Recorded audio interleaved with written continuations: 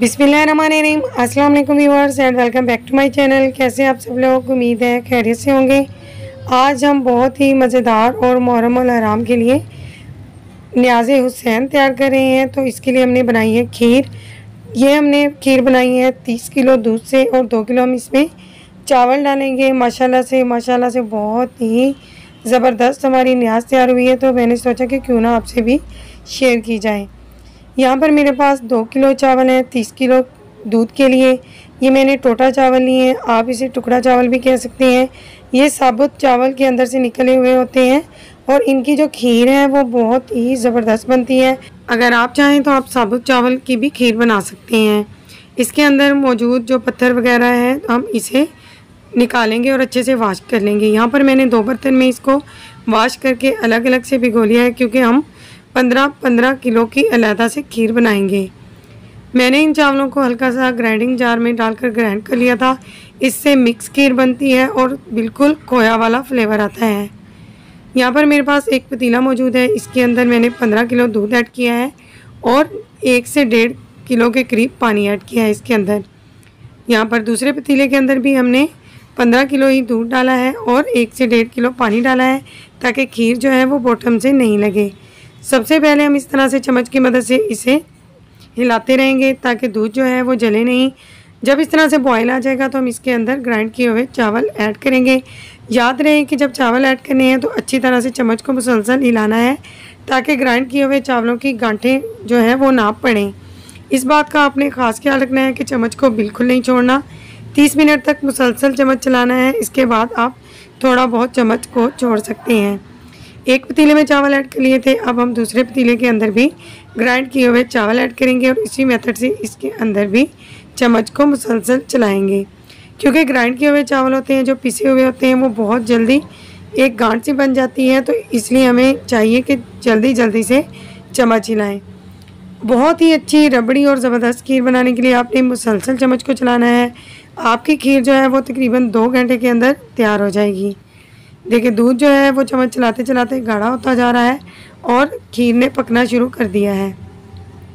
चावल हमारे जो हैं वो पकना शुरू हो गए हैं। अब हम इस तरह से चम्मच को चलाते रहेंगे।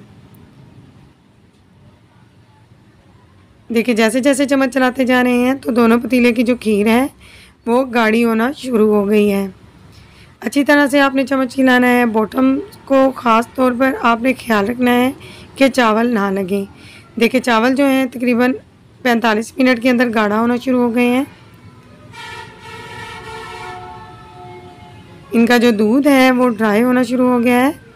बहुत ही ज़बरदस्त, बहुत ही खोया खीर बनेगी इंशाल्लाह ताला।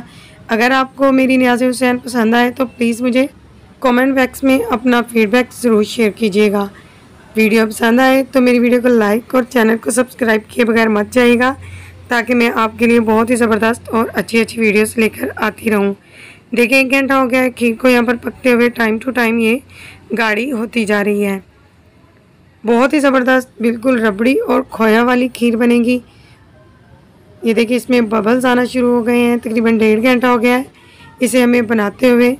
तो इस स्टेज पर हमने इसका चम्मच जो है वो नहीं छोड़ना, मुसलसल हमने चम्मच को चलाते रहना है। देखिए हमारे जो चावल हैं खीर के वो बहुत ही अच्छी तरह से पक रहे हैं और जो दूध है वो काफ़ी हद तक ड्राई हो चुका है। ये देखिए काफ़ी सारा दूध जो है वो हमारा ड्राई हो चुका है। तो अब हम इस स्टेज पर इसके अंदर शुगर ऐड कर सकते हैं।